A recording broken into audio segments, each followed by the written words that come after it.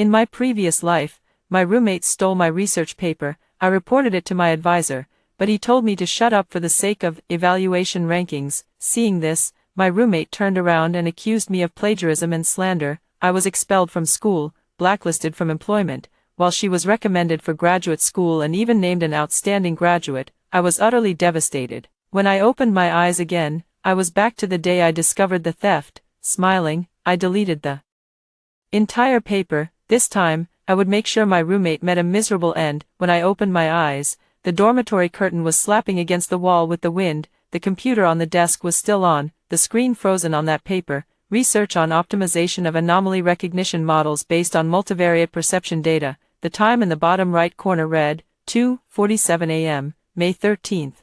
I stared at that date, my fingers frozen on the keyboard, my breath catching for a moment. I remembered this day to my dying breath. In my previous life, it all started here. My paper was stolen by my roommate, Sue Man. She took my work to our advisor, Zhou Mingyuan, to claim credit, then turned around and accused me of plagiarism and slander. I was expelled, publicly denounced, and rejected by every employer. On graduation day, Sue Man stood on stage receiving the outstanding graduate certificate, while I stood outside the auditorium with my appeal documents, stopped by security. The sun was blazing that day, but all I felt was cold to the bone. I looked down at my hands. The backs were smooth, without the wounds I had earned from running appeals in my previous life.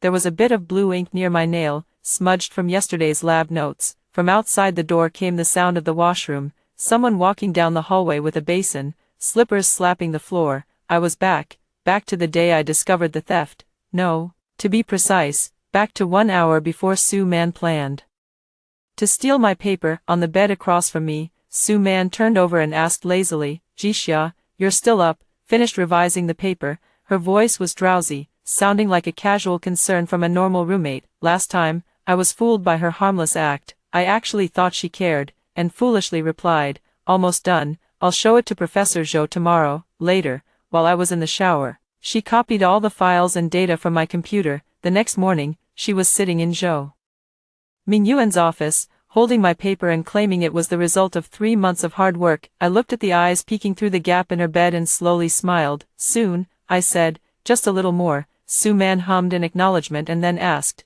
"Are you going to see Professor Zhou tomorrow? I heard the department is recommending outstanding theses recently. Yours should have a good chance, right?" Every word she spoke sounded like casual small talk, yet each one hit the mark at just the right moment. I lowered my eyes and placed my right hand back on the mouse. "Who knows," I said calmly, "I've never been very lucky." Sue Man chuckled, "You're too modest. With all your hard work, there's no way you'll fail." In my past life, hearing those words would have warmed my heart. Now, they only disgust me. I ignored her and reopened my thesis file. Every paragraph, every set of data, every chart on the screen, I knew them so well I could recite them with my eyes closed. I had poured an entire year into this thesis, queuing up at dawn when the lab equipment was unavailable, rewriting code line by line when the data models wouldn't run, eating cold rice balls in the corner of the lab while others went out on weekends. I once believed that as long as I worked hard, my name would end up where it belonged.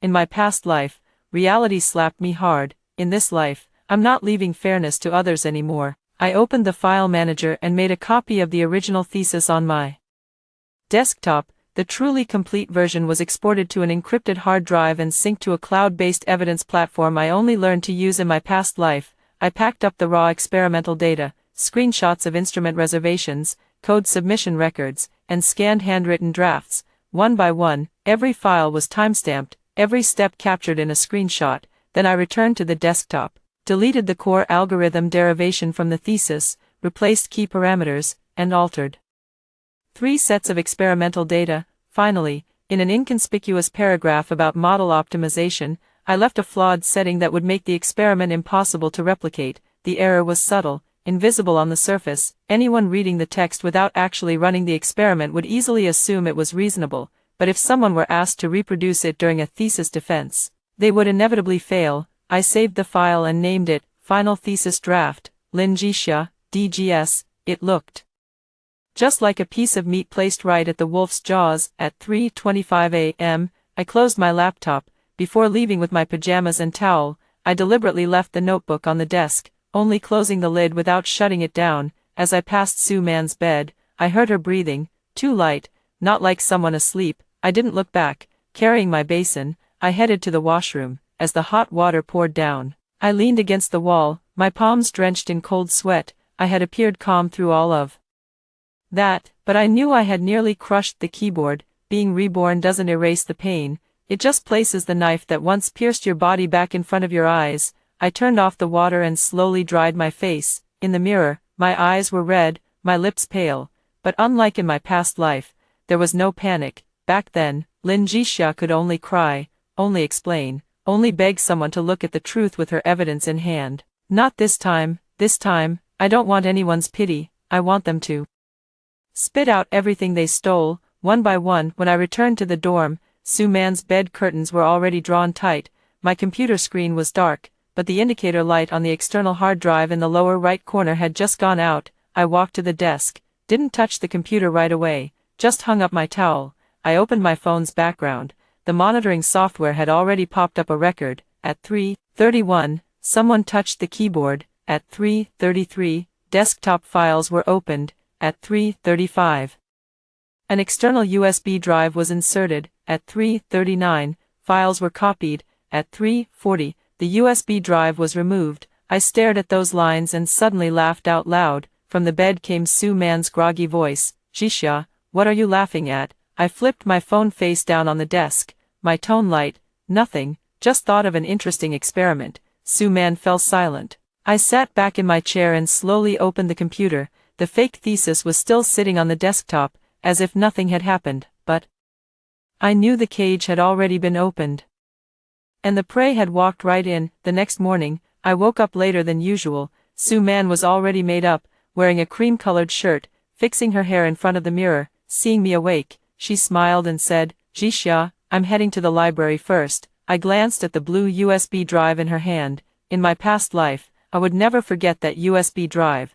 It was what she used to steal a year of my work. I rubbed my eyes, acting like I knew nothing. So early? Yeah, I want to start preparing my thesis properly lately. She tucked the USB drive into her bag, her tone natural. Can't keep putting things off until the last minute. I nodded. Good luck. Sue Man glanced at me, a quick look, part probing, part smug. She thought I hadn't noticed a thing. Good. After washing up, I took my time with breakfast, then headed to the lab building with my computer. Passing by the advisor's office, I saw the door open, and Sue Man's sweet, soft voice came from inside. Professor Zhou, this is a draft of my thesis I've been working on recently. I'd like you to take a look. Zhou Mingyuan's voice came through the door, warm and approving. Sue Man, this direction is great. You never mentioned your progress before, and now so quickly. Sue Man laughed obediently. It's just a recent breakthrough, not quite polished yet. I was afraid you'd think I'm too hasty. Young people should boldly show their achievements, Zhou Mingyuan said. The department is currently promoting outstanding theses. If you polish this one a bit more, it has a good chance. I stood outside the door, my fingers tightening bit by bit. I had heard this conversation in my past life too, except back then, I had stormed in to confront them. I asked Sue Man why she stole my thesis, asked Zhou Mingyuan why he didn't look at my original data, but Zhou Mingyuan's first words, frowning, were, Lin Jixia, calm down first, don't make a scene in the office. From that moment on, I had lost, because I was too impatient.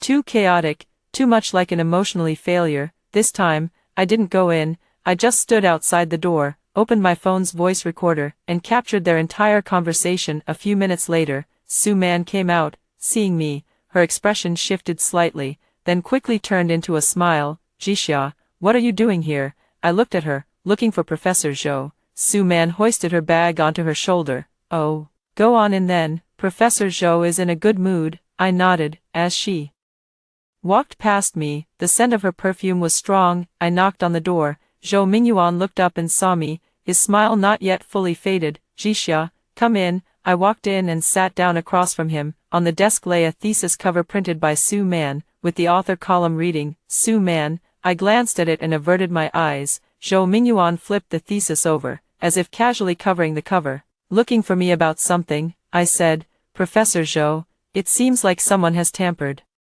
with my thesis. His hand paused. What do you mean? A file on my computer was opened last night. I said. I suspect someone copied my thesis. Zhou Mingyuan didn't ask if I had evidence, nor did he ask what was lost. He just frowned, his tone becoming earnest and weighty. Jixia, you can't say things like that casually. We're all classmates, about to graduate. Don't ruin the harmony over a misunderstanding. In my past life, he was the same, always prioritizing harmony, never prioritizing the truth. I lowered my head, as if unsettled by his words. But this thesis is the result of a year's work.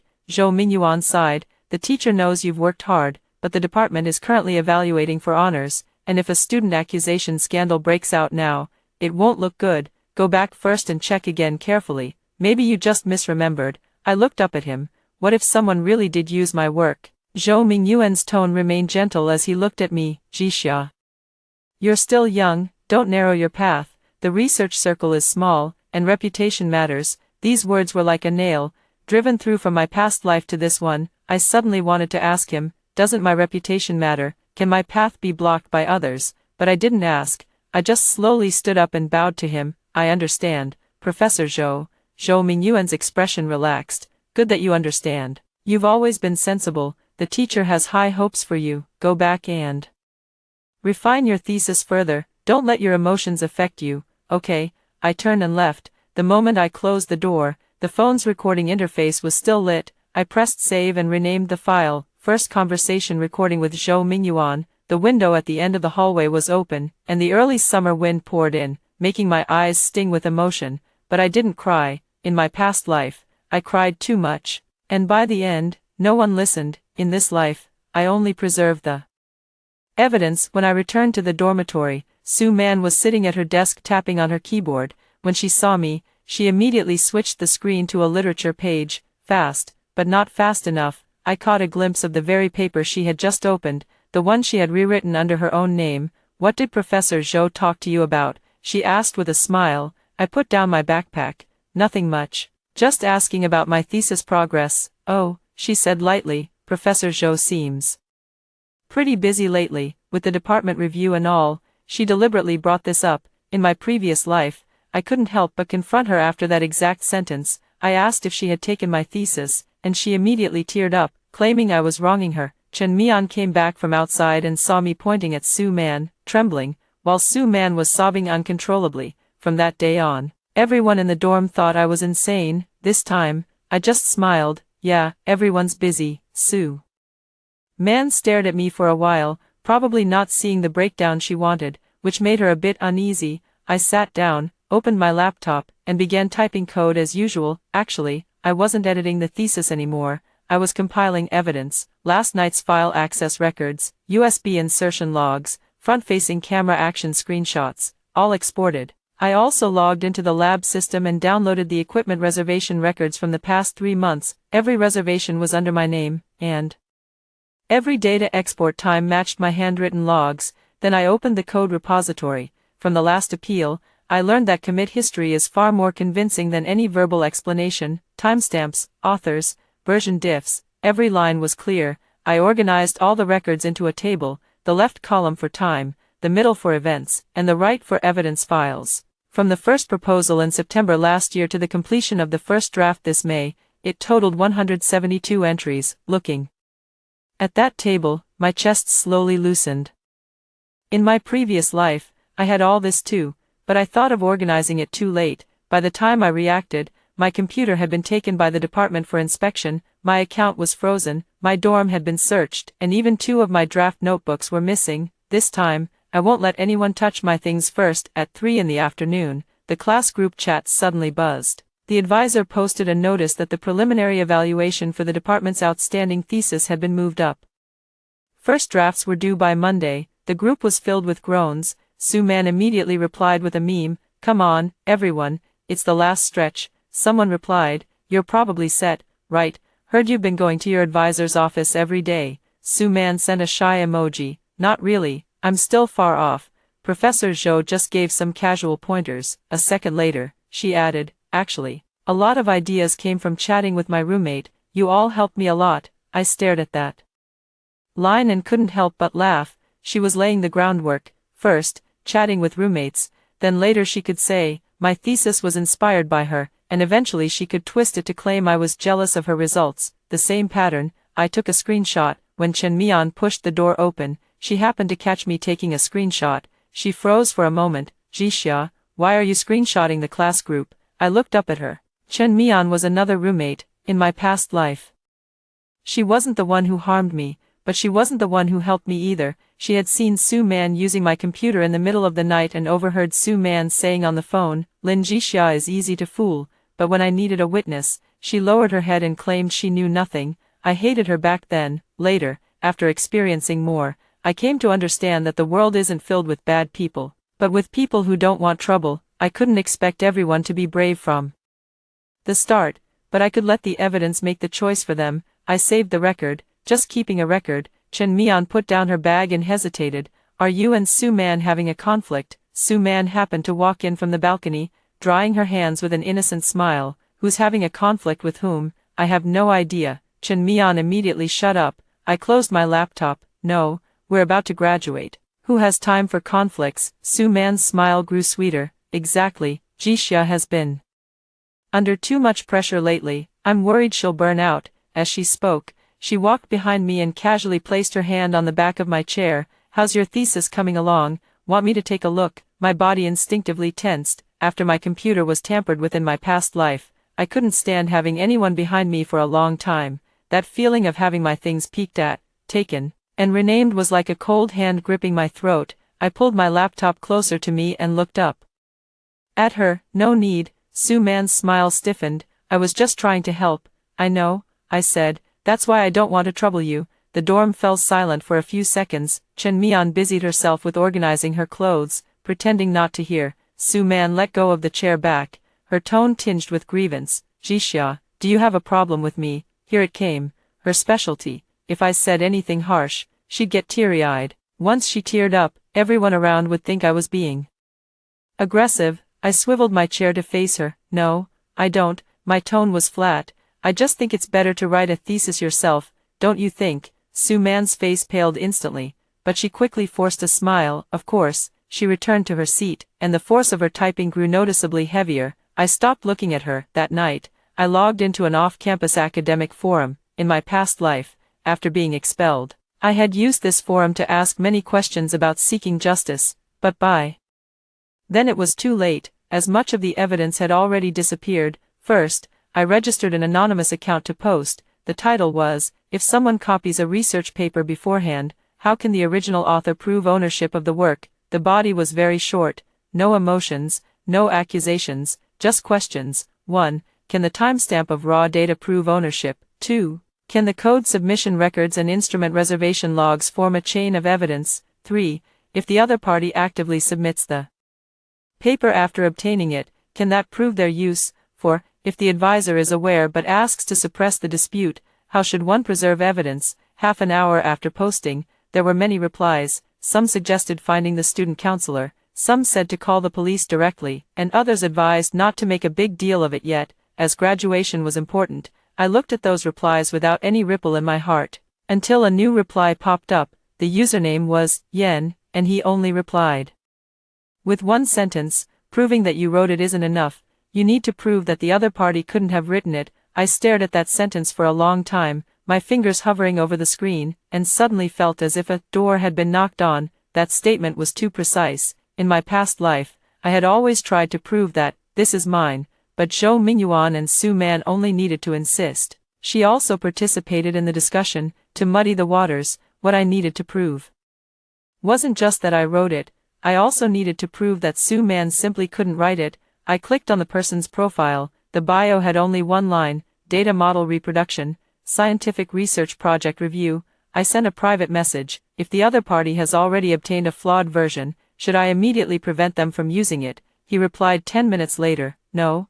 I typed, why? He replied, let them use it. I looked at those 3 words and slowly raised the corners of my mouth. This person understood. He wasn't advising me to endure, he was telling me to nail down the evidence of their active use. I replied, what if the use leads to a greater impact? He said, the greater the impact, the clearer the responsibility, provided you can control the risk. I thought for a moment and sent a small segment of non-core data and a redacted list of evidence with names removed. Is this enough? Half an hour later, he replied, not enough. Then he sent a list, file. Creation records, external device records, access path screenshots, code version differences, raw data hash values, the other party's submission receipt, and the advisor's knowledge record. The last line read, "The materials you sent are real, but you don't fully trust me." I paused, staring at the screen. This person was frighteningly perceptive. I replied, "I only trust evidence." He quickly responded, "Very good. In scientific research, the last thing you should trust is people." I suddenly smiled. This really sounded like something I would say after being reborn. That night, I spent until dawn organizing the materials. Sue Man got up in the middle of the night to get water and deliberately glanced at my screen as she passed behind me. I didn't hide it. The screen showed what looked like a simple revised draft of an opening report. The real evidence materials were on an encrypted drive. After looking, Sue Man yawned reassuringly. "Jixia, don't push yourself too hard. What if the final outcome isn't what you expected? How awful would that be?" I saved the file and said calmly, "It doesn't matter." "What doesn't matter?" I looked up at her. "The outcome will meet expectations, just not the ones he expects." On the day of the outstanding thesis pre-evaluation, Sue Man dressed beautifully, in a white shirt, a light blue skirt, her hair down, and clean makeup, looking exactly like a fresh and polished academic rising star. She stood in front of the dorm mirror, turned around, and asked Chen Mian, "Is this too formal?" Chen Mian said, "It looks fine." Sue Man then turned to me, "Lin Jixia, what do you think?" I was sorting out my own materials without looking up. "It doesn't bother me." Her smile froze. Chen Mian cleared her throat. Sue Man quickly regained her composure. "Are you coming to sit in on it today?" "Yes, that's great." She walked over to me with an intimate tone. "Help me listen to what the teachers say, and we can revise it together afterward." I stopped what I was doing, looked up at her, and said, "Your thesis, why should I revise it with you?" Sue Man blinked, immediately putting on a hurt expression. "Lin Jixia, that's not what I meant. I just think we talk a lot, and some ideas were inspired by each other." She was at it again, first calling, taking, as inspiration, then calling, taking over, as collaboration. I closed my folder. "Sue Man, inspiration and authorship are two different things." The room fell silent instantly. Chen Mian's hand holding the cup froze in midair. Sue Man's eyes reddened quickly. "Are you still blaming me?"